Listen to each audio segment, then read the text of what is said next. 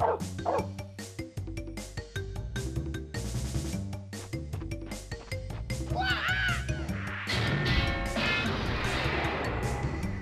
everybody, the Gaming Guru 51 here, and welcome to Crash Bandicoot. And I have to say, this is a very special day for this channel. Why is that? Because this is the first non-Nintendo LP that goes up on this channel. And though I am a Nintendo kid and not a Sony kid, Crash Bandicoot is one of my favorite platforming genres of all time. Or franchises, I should say. But anyways, let's jump right into the story here and see what this game is all about. I'm pretty sure most of you probably know what it's about. We have not determined the cause of past failures. Moron! This Bandicoot will be my general, and he will lead my Cortex commandos to world domination. This time I shall reign triumphant. We are closer than ever before. Quickly! Into the vortex! Dr. Cortex, the vortex is not ready. We have no idea what it could do. Failure again! Capture him! Uh-oh! Prepare the female bandit. Well, there's all the story you're gonna get for this game. Dr. Neo Cortex is trying to pull an experiment on Crash Bandicoot. He escapes, and now he has to catch him. Of course, we have things to do, and we need to save Mrs. Tawna Bandicoot. Anyway, starting with the first level of the game, Insanity Beach. Jumping right into the game, as these platformers usually are, that just make you jump right into the game with no real indication of what's going on besides that main opening cutscene. Now, Crash Bandicoot. This game, I have been wanting to do an LP of this game for quite some time, and the reason why I have not done it was because back then when I wanted to play this game, I was just not emotionally prepared. Why do I say that? Well, I'm going for a 100% completion of this game. And 100% completing Crash 1 is no easy feat. As most of you probably know, there are 3 games to the series. This one is by far the hardest of the 3.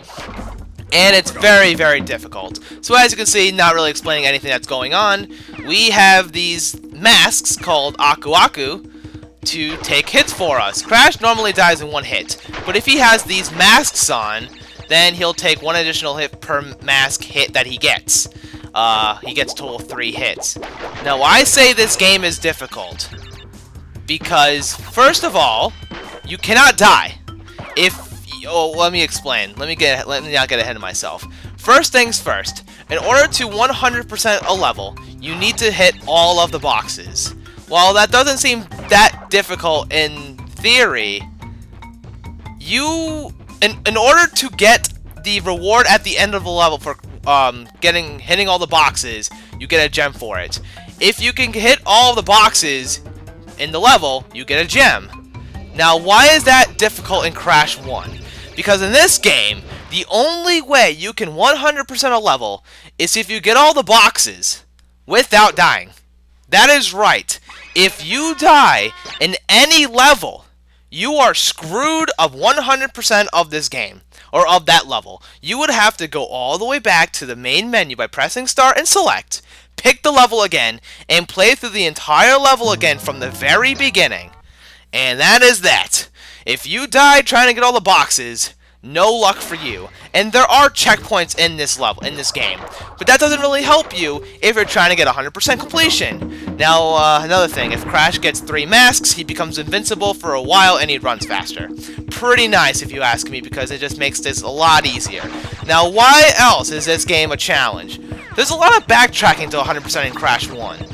There are colored gems that you need to get other boxes. For example, we cannot get all the boxes in this level because we need a specific color gem that will open up to us when we get that gem, and we can come back to this level and get all the boxes. For example, there is a green gem little thing that we need the green gem for, and once we have that gem, we can come back here and get all the boxes. This game is difficult. Another thing that makes this game challenging is you don't have a real easy way to save your game in this game. And how did those boxes explode? I have no idea. But there's no real good way to save in this game. The only way you can save is if you get 3 Tana tokens, which I just gotten 2 of so far, and then complete the challenge, and that allows you to save your game, which we're about to do right now. You get 3 Tana tokens, which that's what they are. You complete the challenge, which is really not that difficult, and then you have the ability to save your game. I'll show off right here what I'm talking about. Tana comes over here, is like, yay, we get to save our game. 3% completion of this game already in the first, I don't even know how long I've been recording. Not bad at all if you ask me. I'm just going to save my game here. Oh, and another way you can save your game is if you get all the if you get all the gems. If you hit all the boxes in a level and you get the gem. That's another way you can save your game. Other than that, there is no other way to save your game. So that makes this difficult for me to decide when to end the episode off, because I really would like to have a save point and not have to do all this progress again. And there we go. There is the end of the level. Although we did do it without dying, it doesn't really matter because we did not have the green gem. Therefore, we are out of 3 boxes. Now we'll have to come back to this level again at some point in the future once I have the green gem, and that will allow us to get everything in the world. Moving on to the Great Gate. This game is rather challenging, so 100%, but I'm actually going to do it, because I am insane. And I have done this before. I have played through this game before, so I know pretty much what I'm doing here. So, I don't know. That's kind of reassuring to know that I've at least practiced. And that's another reason why I didn't want to LP this game right away, is because I wanted to practice. So I can be good, so I can get all the boxes without too much difficulty, and we'll be good to go. In this level, we need another gem. Another color gem. There are a lot of color gems in this game. I don't even know how many we need. There's like 7 of them? I don't even know. I have a checklist of all the levels where I need to get all the boxes in, so... Although I don't need to get all the boxes in this level, I do like have the mask and that ability to not take hits from anything. And also if we run faster, it kind of makes going through these levels much faster. So we can just kill through anything with just touching them. And some of these levels can get pretty long. So if you're trying to 100% the level by getting all the boxes without dying, you need to pretty much beat the whole level without dying. And if you go any point in the level and die in that level, no matter how far you are, you have to go back to the main menu. And then you have to go all the way back to the beginning of the level, no matter how far you've traveled in the level, and do it all over again. And that could be kind of difficult. For sure, depending on, well, how good you're doing. This game is crazy. This game is brutal. So I'm going to try my best to complete this game with as little deaths as I can. That could be difficult, though, because this game is hard.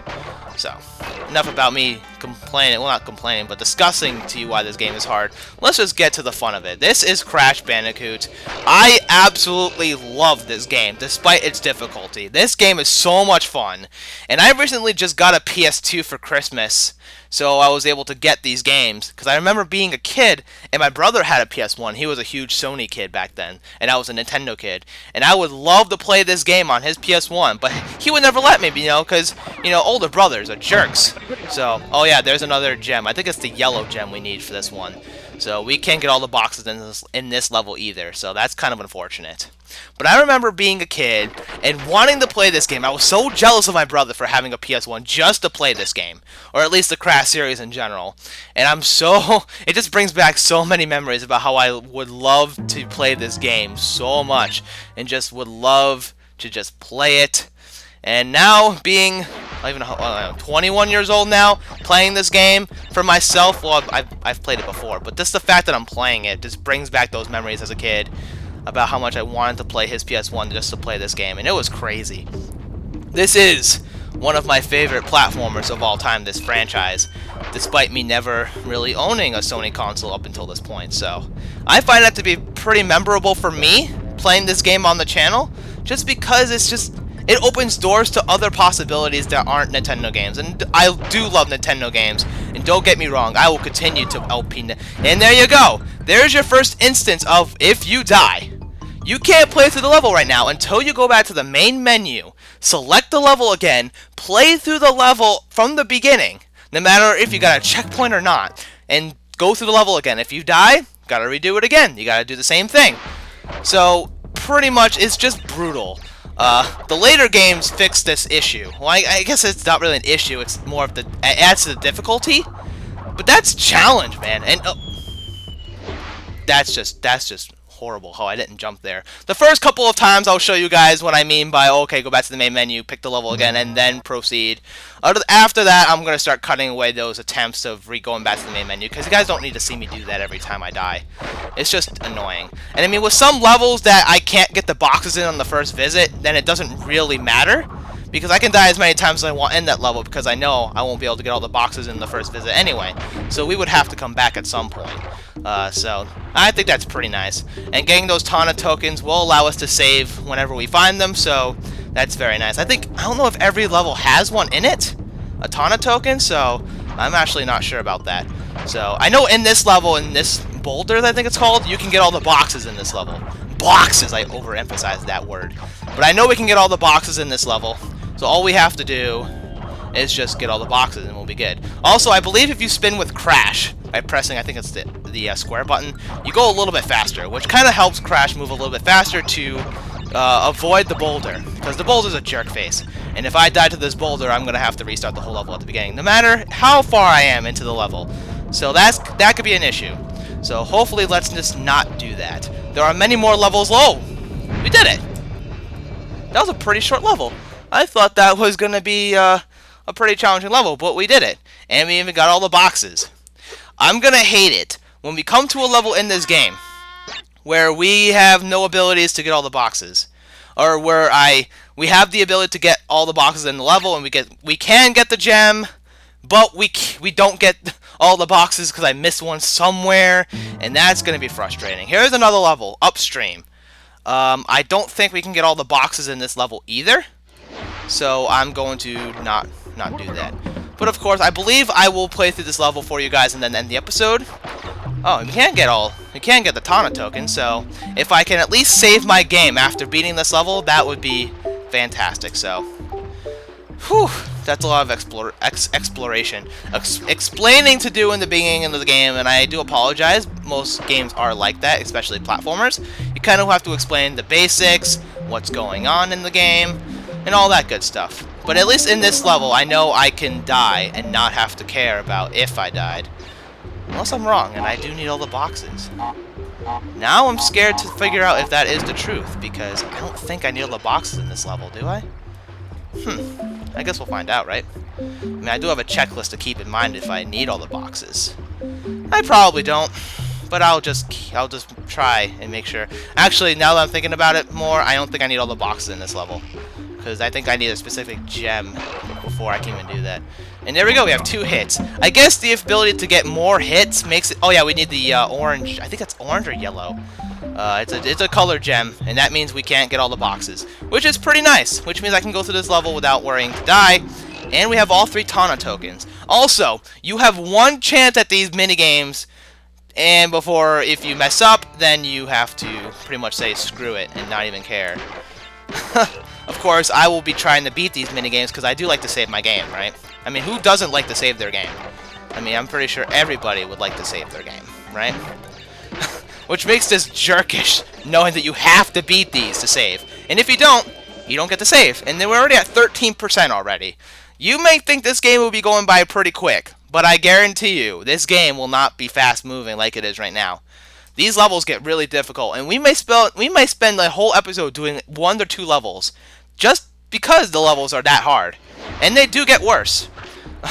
I will note them when we get there, but right now, these levels are going to be very hard later on, so just keep that in mind. And we'll see them right away. Don't worry about that. And there we go. There is the end of that level. Not that long of a level, all things considered. And we missed a ton of boxes. 3 boxes, because we needed the gems, and we don't have any. Which is kind of unfortunate. But since we had the ability to save, we did so. And I think that's going to be it for the first episode of Crash Bandicoot. Next time, we're going to face Papu Papu, our first boss fight. That will be pretty amazing. So, wow, that's crazy. So with that being said, everybody, thank you guys so very much for watching. And I'll see you guys next time for some more Crash Bandicoot. See you guys then.